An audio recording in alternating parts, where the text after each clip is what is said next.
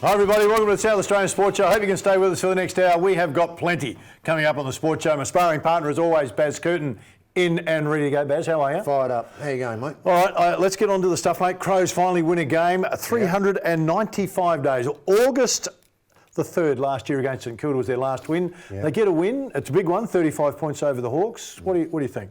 Oh, I thought Box Hill were a bit weak. But Box Hill? No. Oh, you're hard. All right, they won one in a row.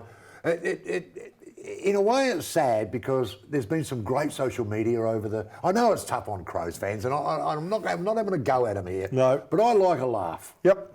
And there's been plenty of laughs. There has been at their expense, no question. You know, but in fun, in jest. Yep. Well, that's all over now. Yep. It's all over because they won one. It was a good win. Yep. They were a lot better than Hawthorn. Okay, so, no doubt. So no doubt. rather than make it halfway, what do we take from it? What's your take from the win? Is it they're up, they're improving, they're better? No, they improved. Yep. No, they improved. I think their side looked better. So there's encouraging signs. Yeah. I think their side looked better. Yep. Than what it has done in the past. He's got a few guys back, and I think he's got his mix right, Nixie. I think he got it mixed right. They looked a lot calmer to me, and they moved. They played better than Hawthorn. They were always going to beat Hawthorn, I thought. Hawthorn coming off a 4-day break, Adelaide coming off a 7 or 8 day break.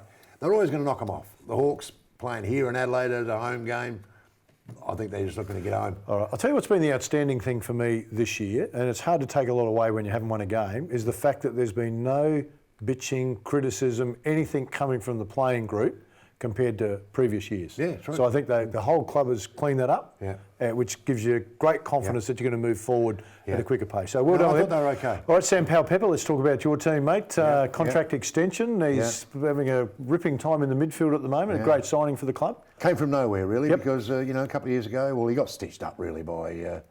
We won't mention any names here, but he got stitched up pretty badly and was in a bad space for a while. Yep. And there was probably talk a bit about trade and all that sort of thing. But to his credit, mate, and one thing I will give you here, he lives with Travis Boak. Now, I don't think Trav's the type that's going to have, great influence. Maybe a 6-pack around and what a great influence. A few beers down and Yep. Great influence. Yep. Just as Travis Boak has been a great influence on Charlie Dixon. Yep. Travis Boak took Charlie with him to the Red Bull place in America to train. That's why you're seeing Charlie in great nick. So Trav's got an amazing influence. But Powell-Pepper right now would be almost Port Adelaide's most valuable player there. Now that's a big rap, given to where he was. So it's a big rap. Last year, the year before. Yeah, I reckon almost because the bloke he lives with is better. How a great year, Trav. Now, just a quick one on the Brownlow medal, because it's going to start to get talked about pretty good. Travis Boak's going to be a pretty good chance. I reckon Dusty Martin's in there. Probably Lachie Neale. Yeah. Nick Natanui would be my top 4. Yeah. Do you reckon it could come out of... I mean, there's always a surprise, but is Boakey best and fairest this year? Yeah, he'll win the best and fairest at Port. And should. Yeah, and should. And he's got to be a chance for the Brownlow. He'll poll well too, he'll poll well. Yep. It's a funny year. I think Lachie Neale is way up there, but I think Trav is way in there as well. He'll be in the mix at the end. All right, I want to ask you this on grand final. Let's assume, getting the wind up. I've got one more question. We'll have to go to a break. Come back, stay with us. We need to get to and Chelsea for the news.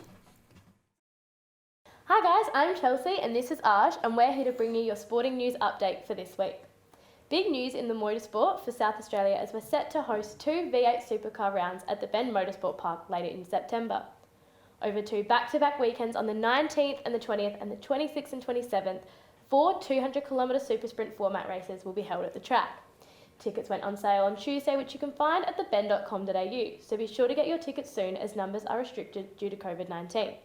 I'm very keen for this. My mum is actually a V8 fiend. She has a bit of a soft spot for Lounsey. Can't say I know much about the supercars, but I do want to see the Bend Park. It looks amazing. It's an amazing track, actually. They do track days, they do hot laps, so you should definitely check it out. Looks like the AFL is heading up to Queensland, despite the fact that Perth could host up to 60,000 fans, had a better financial bid and more modern stadium. There's a number of reasons the GF has gone up north. For starters, the AFL is indebted to Queensland, with the state saving this year's season and preventing a $400 million TV deal from becoming dead in the water.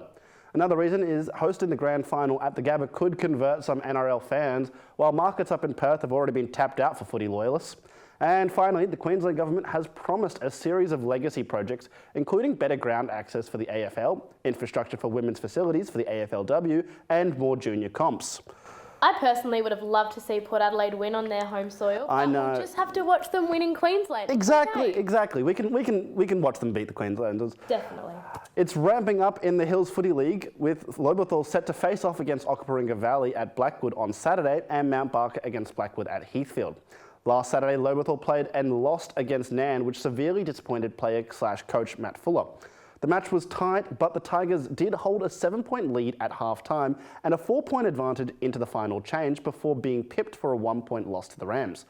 Fuller believed that the boys were more focused on upcoming qualifying finals rather than the match at hand. You know, I actually work with one of the boys from Mount Barker, Tomo, on Fresh 92.7. Yeah, have you seen him before? The one with the luscious locks? Luscious locks, dirty, scrubby dreads, possibly, potato. South Australian mare Bella Vella is set to race at the Moonee Valley Racecourse for the McEwen Stakes tomorrow after a stunning Group 1 win in her last race. Bella Vella from Will Clark had a promising trial last Thursday and is showing positive signs to race in the $1 million Group 1 More Stakes at Moonee Valley on September 25th. It's there that Bella Vella will potentially race against high-quality Sydney 3-year-old Colt Anders. Trainer Will Clark said the man loves Moonee Valley Racecourse and is showing good signs to take out the race tomorrow. So good luck to Bella Vella. I'll definitely be tuning into that race. Love watching South Australian horses, especially when they beat the Victorians. Exactly. That's all I really want from any of my sport. I just want to see us come over the Victorians. Definitely.